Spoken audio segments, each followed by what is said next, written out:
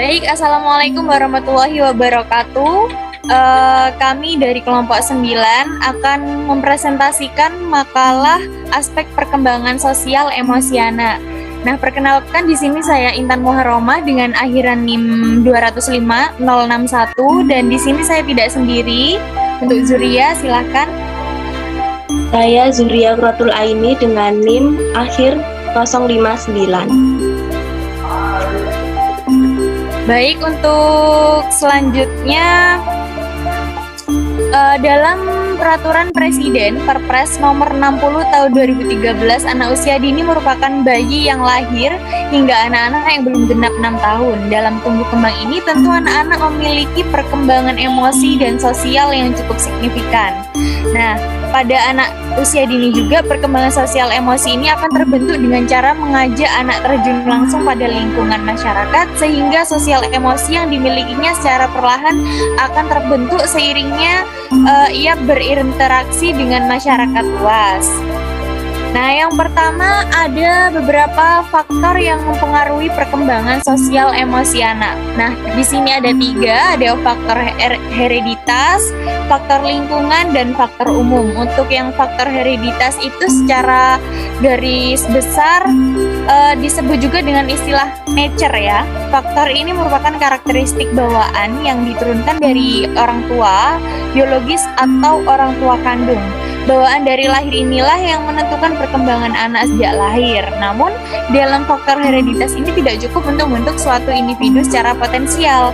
Oleh karena itu, diperlukan faktor lingkungan untuk mendukung kemampuan dasar yang dimiliki setiap individu, sehingga dapat menghasilkan pribadi individu yang ideal.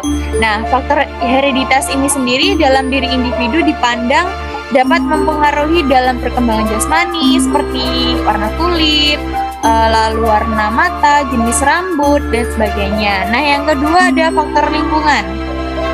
Disebut juga dengan istilah nurture. Faktor ini diartikan sebagai kekuatan kompleks dunia fisik dan sosial yang memiliki pengaruh dalam susunan biologi serta pengalaman psikologis, termasuk pengalaman sosial dan emosi anak sejak dini atau sebelum ada dan sudah lahir.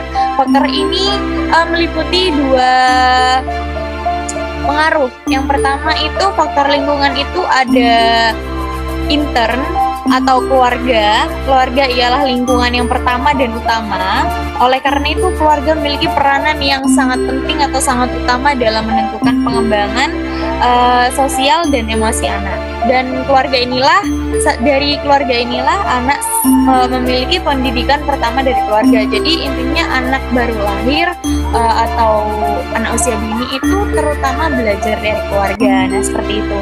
Untuk faktor eksternnya itu sekolah atau lingkungan ya. Nah, sekolah itu lingkungan kedua bagi seorang anak setelah lingkungan keluarga, karena pasti setiap anak disekolahkan kan oleh keluarganya.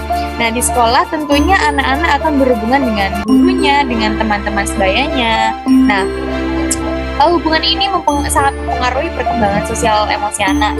Nah, seorang guru yang merupakan orang tua kedua bagi anak saat di sekolah tentunya memberikan pola asuh dan perilaku yang dapat mempengaruhi emosi dan sosial anak. Nah, tentunya ajaran yang di rumah sama yang di sekolah pasti tentunya beda. Nah, yang ketiga ada faktor dari masyarakat ya. Ini ekstern juga. Masyarakat ialah sekumpulan individu yang terikat oleh kesatuan negara, kebudayaan, dan agama. Karena itu tentu banyaknya keterikatan dan interaksi kepada seseorang anak memiliki pengaruh dalam perkembangan sosial dan emosi anak usia dini. Nah, yang ketiga ada faktor umum. Nah, maksudnya di sini itu unsur-unsur yang dapat digolongkan ke dalam kedua faktor ini juga dapat mengaruhi perkembangan anak usia dini. Nah, dalam faktor ini itu termasuk faktor kedua di dalam faktor hereditas. Nah, yang berikutnya ada strategi mengembangkan kemampuan sosial anak. Nah, di sini ada pertama itu menjadi panutan yang baik. Nah, seorang anak pastinya akan menjadi meniru setiap gerak-geri orang tuanya, bahkan orang di sekitarnya, hingga mereka dijuluki sebagai peniru ulung. Beberapa sikap baik orang tua dapat ditunjukkan lewat perilaku sederhana dalam sehari-hari, dan dimulai dari hal-hal sederhana seperti menyapa tetangga dan orang yang dikenal ketika berpapasan. Jadi yang dimaksud di sini adalah menjadi panutan yang baik itu karena anak usia dini itu kan gampang meniru. Jadi setiap apapun yang orang lain lakukan pasti dia tiru, dan dia pun juga tidak tahu entah itu benar atau salah, karena kembali lagi karena mereka masih dalam usia dini. Nah, yang kedua, mengajak anak bermain dengan teman sebaya. Ini bisa menjadi salah satu cara membangun sosial emosi anak usia dini. Selain selain dapat bermain, tidak hanya bermain saja, seorang anak akan belajar cara memahami diri sendiri, keluarga, orang lain, dan lingkungannya. Jadi dalam bermain pun dia juga bisa memahami, oh ternyata temanku seperti ini, temanku suka ini dan aku juga suka ini. Jadi bisa memahami perbedaan. Nah, ia mungkin juga akan mengalami rasa takut, malu, khawatir, atau marah saat bermain, karena juga saat bermain pun hal yang ia hadapi juga berbeda-beda. Ketika kita berebut mainan ataupun kita saat ingin memilih sesuatu, ingin memiliki sesuatu yang sama dengan temannya, itu juga pasti bakalan terjadi. Tapi ini semua merupakan bagian dari tahap perkembangan kemampuan sosial emosional yang harus dihadapi seorang anak usia dini. Nah, yang ketiga, mendidik untuk saling berbagi. Nah, dapat dilihat dari seberapa mampu ia mengendalikan sifat egoisnya. Ego ya. Ketika seorang anak sudah bisa berbagi mainannya dengan rela, tidak menangis ketika diminta berbagi, ia berarti telah memiliki kemampuan sosial emosional yang baik.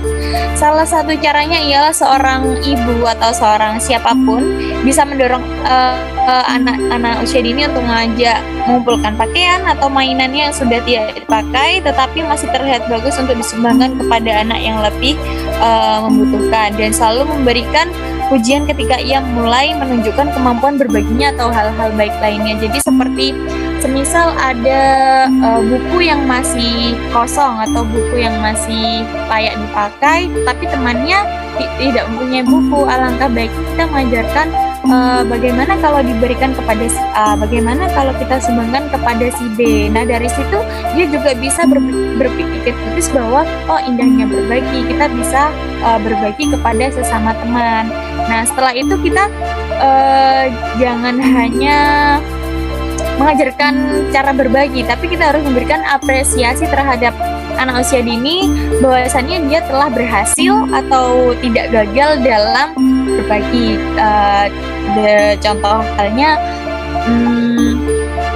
wah bagus sekali, anak Soli telah membagi bukunya, seperti itu. Yang keempat ada bercerita dan baca dongeng. Bercerita, membacakan buku, atau mendongeng juga bisa jadi cara mengembangkan sosial emosional anak usia dini. Nah, studi klinis pun juga mendukung para orang tua untuk menerapkan program membacakan buku dengan suara jelas dan bermain sebagai sarana untuk mengembangkan kemampuan sosial emosional anak untuk hasil jangka panjang. Tentu saja cerita yang dipilih haruslah mengandung nilai-nilai positif untuk dijadikan contoh dalam kehidupan nyata seorang anak. Nah, karena juga dari membaca atau mendengarkan dongeng, anak pun juga bisa menelaah bahwasannya berbuat baik itu seperti apa, yang buruk seperti apa. Jadi mungkin mereka bisa memahaminya dengan membaca atau mendengarkan dongeng.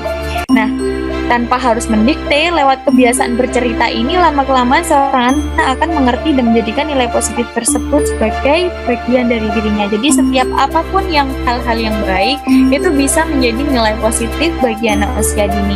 Yang terakhir ada memperkenalkan seorang anak dengan pengalaman baru. Mengembangkan kemampuan sosial anak juga bisa dilakukan dengan mengajak melihat situasi, suasana, hingga pemandangan yang baru. Nah, Cara ini juga dapat diyakini meningkatkan kemampuannya dalam beradaptasi, misalnya mengajak liburan atau berkunjung ke suatu tempat yang baru dan dirasa cocok untuk seorang anak. Nah, contohnya ke kebun binatang. Nah, pasti di kebun binatang itu kan banyak sekali hewan-hewan yang mungkin tidak biasa atau hewan-hewan yang jarang ia jumpai, karena kan di kebun binatang hanya ada hewan-hewan yang dilindungi. Nah, selain belajar, kita juga bisa menginformasikan kepada anak usia dini bahwasannya ada bermacam-macam hewan, dan maka itu sudah cukup memberikan pengalaman yang baru. Dan titik poinnya adalah ketika kita memberi pengalaman yang baru, kita harus bertahap. Jadi nggak harus tiap hari kita memberikan pengalaman yang baru, karena kembali lagi anak usia dini itu tidak bisa berpikir secara kritis atau tidak bisa berpikir secara cepat ya, karena itu adalah tahap golden age seorang anak usia dini. Nah, dan pengalaman baru itu dapat mengembangkan kemampuan sosialnya. Anak tentu akan berinteraksi dengan orang-orang baru yang ditemuinya di tempat tersebut. Nah, untuk materi selanjutnya akan dijelaskan oleh teman saya. Untuk teman saya dipersilakan. Jadi di sini saya akan menjelaskan tentang kegiatan mengembangkan kemampuan sosial emosi untuk anak. Praktek kegiatan pengembangan ini tidak hanya dilakukan di lingkungan keluarga ataupun lingkungan masyarakat, tetapi juga dilakukan di lingkungan sekolah. Nah, upaya tersebut dimulai dengan pemahaman seorang guru melalui penerapan metode dalam pengembangan sosial emosi anak. Ada beberapa upaya yang harus kita perhatikan. Antara lain, yang pertama, ada kegiatan diorganisasikan berdasarkan kebutuhan, minat, dan karakteristik. Kegiatan pembelajaran tidak hanya menumbuhkan akademik siswa di kelas saja yang biasa disebut intrakurikuler, namun ada juga kegiatan yang membantu aspek minat, bakat, dan kepribadian dalam diri seorang anak, yaitu ekstrakurikuler. Nah, dalam ekstrakurikuler ini mencakup beberapa kegiatan di luar kelas.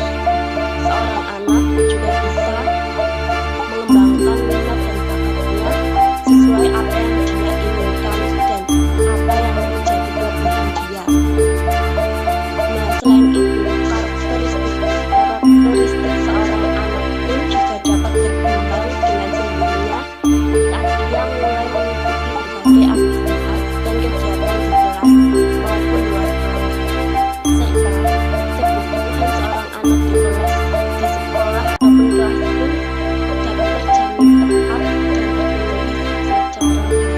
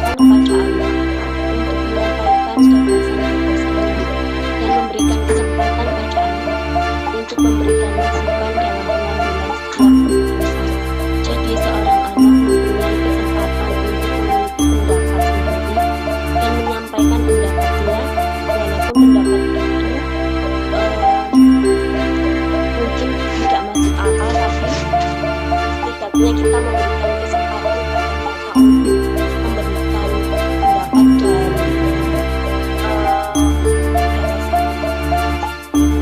jadi yang kelima, tugas guru diarahkan untuk membimbing dan memfasilitasi. Seorang guru itu membimbing dan memfasilitasi seorang murid dalam kegiatan pembelajaran. Jadi, seorang guru memberikan bimbingan dan fasilitas yang kelima,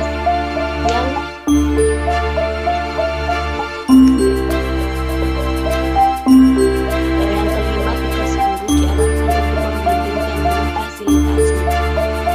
Seorang guru itu memberikan bimbingan dan fasilitas pada seorang murid dalam kegiatan belajar dan pembelajarannya agar aktivitas belajar dan pembelajarannya itu dapat terpenuhi secara baik.